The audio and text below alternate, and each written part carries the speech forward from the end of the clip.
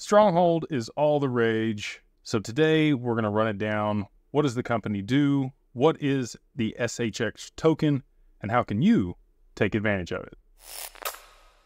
So Stronghold is a company that provides banking services for businesses. So retail, people that are processing payments, customers are paying them. They provide a banking as a service platform that allows merchants to process payments. They use Stellar's blockchain, and IBM partnered with them to issue a stable coin, which is USDS, that they use to process the payments. Basically, they are like Stripe, but with blockchain. Another company that's in the space you might think of that's something similar is Circle. They have USDC, but USDC is compatible with multiple networks, and they really aren't just focusing on just retail and merchant processors like Stronghold is. So they've decided on a niche. That's where they're going after. I like companies that have a specific use case for blockchain, and payments is the killer app. So this makes a lot of sense. Now, like I said, they have the stable coin, but where does the SHX token come in? Why was that issued? Why is it important? Did it have an ICO? Is there concern there? I actually really like the way that they've come to market with this in comparison to other tokens. So anybody that's using their services, you can trade your rewards that you get, kind of like cash back for your credit card or airline miles, other stuff. It's an incentive that anybody that's using their services gets as a rewards part of the program. And they get a point for every dollar that's processed through the system. And those points can either be exchanged for basically paying fees that are required to be able to process transactions using their software and their payments platform, or they can be exchanged for other goods that they allow in their rewards program, or those points can be exchanged for SHX, the Stronghold token, which is then sold on secondary exchanges, but there was never an ICO. These tokens were issued as an incentive or reward for using their services, and they can be used to pay the fees for processing payments on the platform through their network.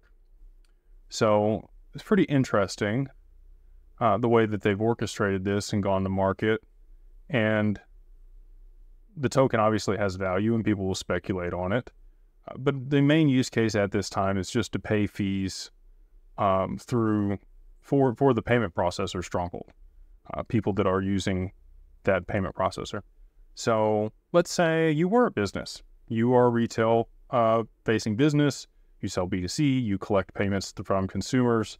And another interesting component is they are allowing for ACH payments, so direct bank payments for goods. Most of the time people would pay with a card when they go somewhere and buy something from somebody. If you go to a restaurant or you go to a store, most of the time you're not using your bank account to pay directly via ACH for instant transfer and payment. You're using a card. But that's another capability that they allow, and they have the instant settlement, right? They obviously leverage Stellar's blockchain to be able to facilitate that, and the stablecoin that they've issued. So that's a value add. But let's say you were one of those people, and let's say you did, want to make an allocation to Stronghold token so that you could pay for fees for your processing of all the payments that you have as a merchant. Well, this is where it gets interesting. Now you're purchasing the token to pay the fees. Under the laws of the IRS, you could technically write that off against your income, even though it might be an investment in the token and it might appreciate over time. You'd still be able to write that off because you're buying it with the purpose of paying for fees for transactions in your business.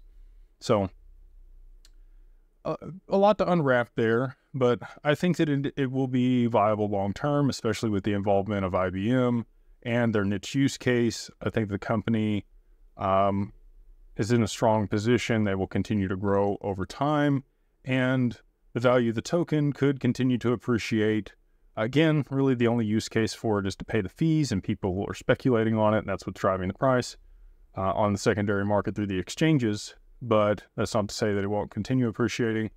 I don't think that it'll ever be, worth a ton of money. I could be completely wrong, but I view it similar to, like, again, airline miles or rewards that you get from your credit card company, cash back, that type of stuff.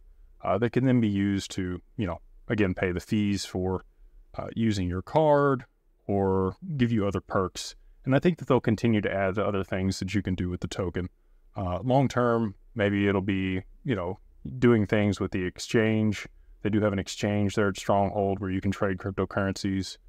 They do provide some other products. So as they continue to broaden their scope of offerings, the token might be rolled into some DeFi protocols or other applications that might be beneficial for the price of it. But at this time, it is just used for the fees. So that's my 2 cents. I really enjoyed digging into this project and figuring out what it was about, and know that you might be able to take a write-off for your investment. If you do have a business that processes payments and you are going to use Stronghold as your payment processor, then there is, a way that you can do that. So hopefully this has been valuable for you. If you haven't yet, please like, subscribe, and we'll see you on the next one.